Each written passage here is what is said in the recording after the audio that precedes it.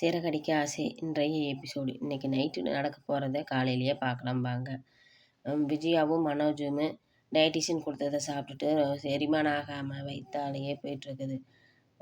அதை பார்த்துட்டு ரொம்ப முடியலைன்ட்டு வந்து டைனிங் டேபிளில் 2 பேரும் உட்காந்துக்கிறாங்க. அதை பார்த்துட்டு அண்ணாமலை என்னமோ இவங்க 2 பேரும் இங்கே உட்காந்துருக்காங்களேன்னு போய் பார்க்குறாரு. என்னாச்சு விஜயா, மணி 3:30 ஆகுது, இன்னும் தூங்காமல் இங்கே உட்காந்துருக்குறீங்க அப்படின்னு. தூக்க வரல அப்படின்னு சொன்னானே, 2 பேர்த்துக்குமா தூக்க வரல அப்படின்னு சொல்லி அண்ணாமலை கேட்குறாரு. ஆமாம் தூக்கம் வரல அப்படின்னோடனே மனோஜ் ஆமாம்மா 2 பேர்த்துக்குமே போகுது அப்படின்னா, என்னடா போகுது அப்படின்ட்டு, ஒன்றும் இல்லைப்பா அப்படின்ட்டு அப்படியே படுத்துடுறாரு.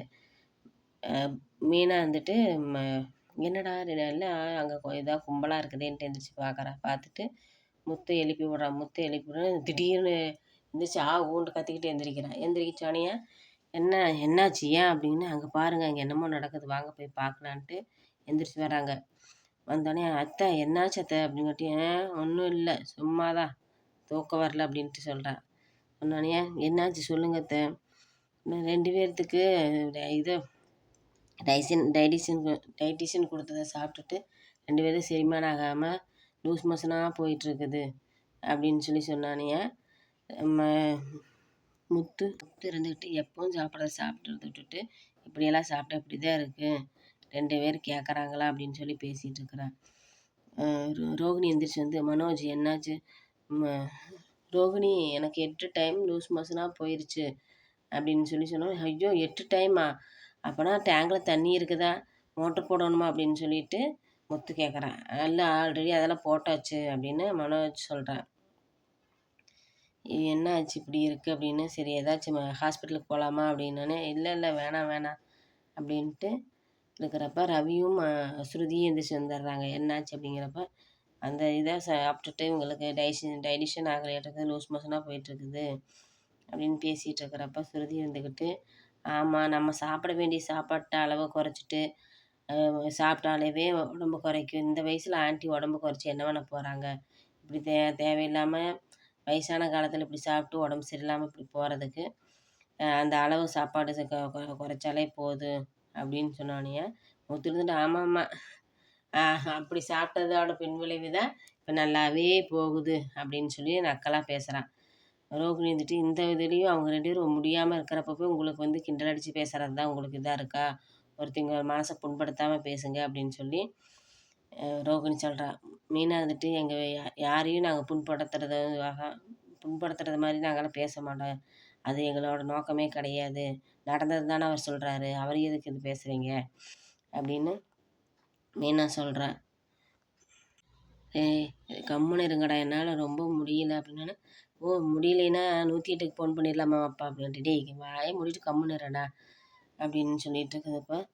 இன்னும் எப்படி சவுண்டு கேட்குது அப்படின்னு கேட்குறப்ப, 2 பேர்த்துக்கு ஒரே மாதிரி சவுண்டாக இருந்தால் ஒரு 2 பேர்த்துக்கு இருக்கிறது ஒரே பிரச்சனை தான் அப்படின்னு சொல்லி கேட்குறான் முத்து. டேய் கொஞ்சம் நேரம் வாயை மூடிட்டுறா அப்படின்னு மனோஜ் சொல்கிறான். சரி விடு, போயிட்டே இருந்துச்சுன்னா கொடி அசிச்சுனாச்சு நிப்பாட்டிடலாமாப்பா அப்படிங்கிறப்ப, சரி விடு கம்முன்னு பேசாமல். மீனா வந்துட்டு சரி எங்கள் அம்மாட்ட கஷாயம் கை வைத்தியம் எங்கள் அம்மாவுக்கு தெரியும், கேட்டு கஷாயம் பண்ணி தரேன் குடிங்க அப்படின்ட்டு, ஒன்றும் தேவையில்லை நீ கொடுத்தது தான் எப்படி அப்படின்னு சொல்லி சொன்னானே. எப்போ பார்த்தாலும் மீனாவே சொல்லுங்கள், நீங்கள் அவங்க சொன்னதான் மீனா செஞ்சு கொடுத்தா, நீங்கள் தேவையில்லாமல் சாப்பிட்டுட்டு இப்போ அவளவே பேசுங்க அப்படின்னு சொல்லிட்டு மீனா போய் அவங்க அம்மாவோட கேட்டு வந்து கஷாயத்தை கொடுக்குறப்ப இது என்ன அப்படின்ட்டு, ஒன்றும் இல்லைங்க உப்பும் சர்க்கரையும் தண்ணி கலந்து தான் குடிக்கிறேன், இதை குடிச்சா நல்லாயிரும்னு எங்கள் அம்மா சொன்னாங்க, அதனால் குடிங்க அப்படின்னு சொல்லி சொல்கிறேன். சரின்ட்டு வாங்கி குடித்தானே. இப்போ ஓரளவுக்கு பரவாயில்லையா அப்படின்னு அண்ணாமலை கேட்குறாரு. பரவாயில்ல அப்படின்னோடனே, அப்பா அதில் ஒன்று புரிஞ்சிங்களா, அந்த டயட்டிஷியன் ஒல்லி பொண்ணு சொன்ன மாதிரி இல்லாமல் அவங்க 2 பேரும் உப்பு சர்க்கரையும் கொடுக்க வேணான்னு சொன்னான், ஆனால் அதுதான் இப்போ கொடுத்து அம்மாவை நல்லது பண்ணுது அப்படின்னு சொன்னேன். சரி இதெல்லாம் விட்டுட்டு போய் பேசாமல் எல்லாம் இப்போ நல்லா இருக்குதா அப்படின்னு கேட்டோன்னு நல்லா இருக்குன்னு சொன்னோன்னே, சரி எல்லாம் அங்கங்கே போய் படுங்க அப்படின்னு எல்லாம் போகிறாங்க. ரோகிணி என்னை கைத்தாங்களா பிடிச்சிக்கொண்டே என்னை பெட்டில் படுக்க வை, என்னால் ஒன்றும் முடியல அப்படின்னு சொல்லி மனோஜ் சொல்கிறான். எல்லாம் போய் படுத்துக்கிறாங்க. மீனா வந்து அவங்க அம்மா தம்பிக்கிட்டையும் சீதாக்கிட்டையும் சொல்லிகிட்டு இருக்கிறப்ப அவங்க 2 பேரும் உழுந்து சிரிக்கிறாங்க. மீனாவோட அம்மா வர, என்ன எல்லாம் இப்படி சிரிச்சிட்டு இருக்கிறீங்கன்ட்டு, இல்லைம்மா அந்த டயட்டிஷியன் இதை வச்சு சாப்பிட்டப்ப அத்தைக்கும் மனோஜுக்கும் உடம்பு சரியில்லாமல் போயிடுச்சு, அதை சொன்னேன், இவங்க 2 பேரும் சிரிக்கிறாங்க அப்படி. ஒருத்தவங்களோட கஷ்டத்த பார்த்துட்டு சிரிக்கக்கூடாது அப்படின்னு மீனாவோட அம்மா திட்டுறாங்க அவங்க 2 பேத்தையும். இல்லைம்மா இந்த வயசில் எதுக்கும்மா அத்தைக்கு உடம்பு குறைக்கிற அதை பண்ணுறேன்ட்டுலாம் சொல்லிட்டு இருக்காங்க. அதனால தான் அது தப்பில்லவா அப்படின்னு சொல்லி சிரிச்சிட்ருக்குறாங்க. அப்புறம் சீதாவுக்கு ஃபோன் வருது. மண்டபத்துலேருந்து ஆர்டர் கிடைக்குது. போயிடுறா. அம்மா சரி நான் ஆர்டர் வந்துருச்சு நான் கிளம்புறேன் அப்படின்ட்டு மீனா கிளம்புறேன். மீனாவோட தம்பி அம்மா நானும் கிளம்புறேன் நேரம் ஆயிடுச்சுன்னோடனே சரி கிளம்புங்க அப்படின்னு சொல்லிட்டு கிளம்புறாங்க. அருணோட அம்மாவும் கோயிலுக்கு வர்றாங்க. கோயிலுக்கு வந்து அம்மா அங்கே வரங்க சீதா அப்படின்ட்டு ஆமாம்மா இங்கே தான் வேலை பார்க்குறாங்கன்னு சொன்னாங்கல்ல அது இந்த கோயில் தான் நாட்டிருக்குது அப்படின்னு சொல்லிட்டு போய் பேசுகிறப்ப வாங்க சாமி கும்பிட அம்மா அருணோட அம்மா வந்து எனக்கு உடம்பு முடியாத இருக்கிறப்ப இந்த கோயிலுக்கு வரேன்னு வேண்டியிருந்தேன் அதனால தான் இப்போ வந்தேன் அப்படின்னு சரி போகலாம் அப்படின்னு சொல்லி அம்மா ரொம்ப நன்றி சீதா அப்படின்னோடனே ஏங்க எப்போ பார்க்குறப்பவெல்லாம் நன்றி சொல்லிட்டு இருக்கிறீங்க சரி விடுங்க அப்படின்னு சொல்லி பேசுகிறாங்க. உங்கள் பொண்ணு தாங்க நான் ஹாஸ்பிட்டலில் இருக்கிறப்ப நல்ல முறையாக பார்த்துக்கிச்சு பிள்ளைய நல்லா வளர்த்தி வச்சுருக்குறீங்க பரவாயில்ல அப்படின்னு. ஆமாங்க என் சின்ன பொண்ணு இப்படி தான் இருப்பா பெரிய பொண்ணு இதே மாதிரி தான் நான் மற்றவங்களுக்கு உதவுறதில் நல்ல குணத்தோடு தான் இருக்குது. என் பையனும் நல்லா தான் வளர்த்திருக்கேன். மற்றவங்களுக்கு உதவுறதில் என் 3 பேருமே நல்லா தான் இருப்பாங்க அப்படின்னு அவங்க அம்மா சொல்கிறாங்க. சீதா போய் பூசாரிகிட்ட சொல்லி இவங்களுக்கு நல்லபடியாக அர்ச்சனை பண்ணி சொல்லு அப்படின்னோடனே சரி வாங்கன்ட்டு கூட்டிகிட்டு போகிறாங்க.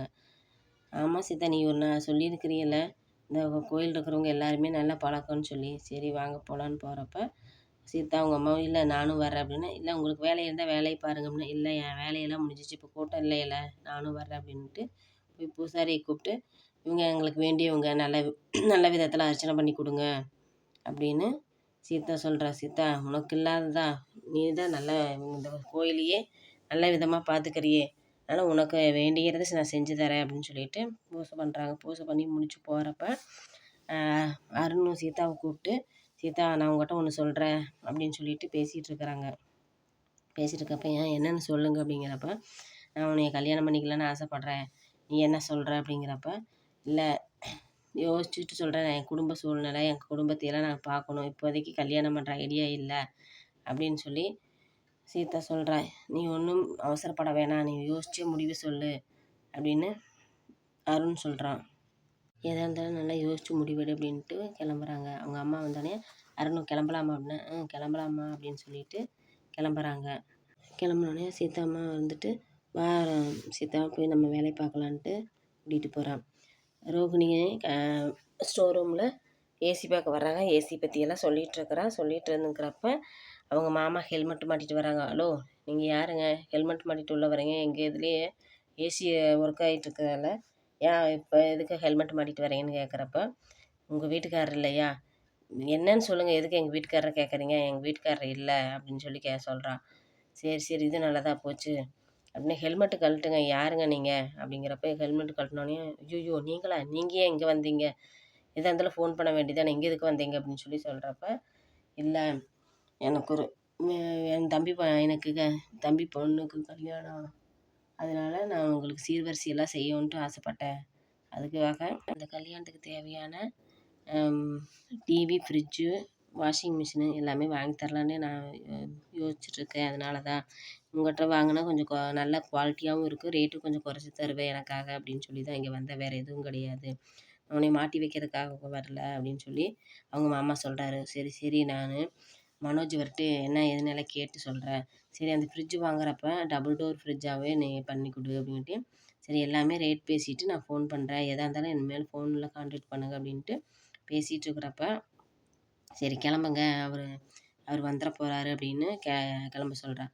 கிளம்புறப்ப முத்துவும் அண்ணாமலையும் வர்றாங்க. ஐயோ இவங்க 2 பேரும் இங்கே வர்றாங்களா போச்சு மாட்டிக்கிட்டேன் அப்படின்னுங்கிறப்ப இவங்க எதுக்கு இங்கே வராங்க அப்படின்னு சொல்லிட்டு இருக்கிறப்ப உள்ளே வந்துடுறாங்க. சரி நான் நீங்கள் போய் ஸ்டோர் ரூமில் ஒழிஞ்சிக்கங்க அப்படிங்கிறப்ப இல்லை நான் தான் ஹெல்மெட் வச்சுருக்கேன் நல்லா ஹெல்மெட் போட்டு மறைச்சிக்கிறேன் அப்படியே இதெல்லாம் திங்ஸ் பார்க்குற மாதிரி பார்த்துட்டு அப்படியே வெளியில் கிளம்பிக்கிறேன் அப்படின்னோடனே அண்ணாமலை வர்றாங்க 2 பேரும் இருந்துட்டு ஏப்பா நான் தான் இந்த டெய்லி வந்து இங்கே பார்த்துக்க சொல்கிறனால ஏன் வரமாட்டேங்கிறீங்க அப்படின்னு சொல்லி பேசிக்கிட்டு வர்றப்ப ரோகிணி வந்து வாங்க அப்படின்னு சொல்லி கேட்குறான். எங்கள் மாமா இங்கே வந்திருக்கீங்க அப்படின்னு சொல்கிறப்ப இல்லை சும்மாதான் அப்படின்னு வந்தேன் அப்படின்னு சொல்லிட்டு பேசிகிட்டு இருக்கிறப்ப அப்படியே அவங்க மாமா வெளியில் கிளம்புறாரு. முத்து பார்த்துட்டு உத்து பார்க்குறாரு யாரோன்ட்டு. ரோகிணி வந்துட்டு இது கஸ்டமர் ஏன் அவங்கள அப்படி பார்க்குறீங்க அப்படின்னு, இல்லை சும்மா தான் அப்படின்னோடனே ரோகிணிக்கு ஒரு ஃபோன் வருது. ரோகிணிக்கு ஃபோன் வந்தோடனே இன்னைக்கு எபிசோடு முடிஞ்சிருது. நாளைக்கு எபிசோடு நாளைக்கு காலையில் பார்க்கலாங்க.